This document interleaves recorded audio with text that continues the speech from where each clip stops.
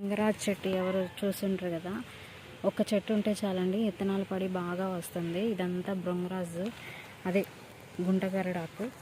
ఇదిగోండి ఇక్కడ ఇక్కడ ఇక్కడ అదంతా గుంటగరడాకండి.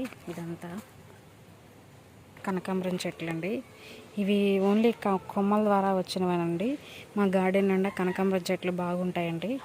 పువ్వులు ఉంటే చక్కగా తుమ్మెదలు అన్నీ వస్తూ ఉంటే మనకి పాలినేషన్ బాగా జరుగుతుంది కదా, అందువల్ల మేము పూలు పెట్టుకొని.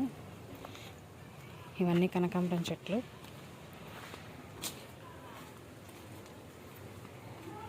ఇవన్నీ అవేనండి, అక్కడ కూడా ఉన్నాయి.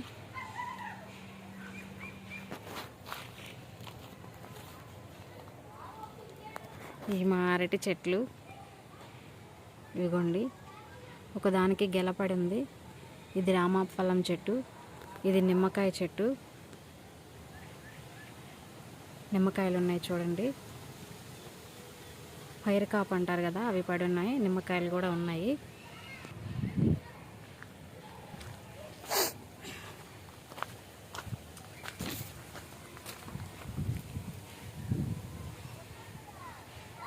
ఇంకో చెట్టుకి కూడా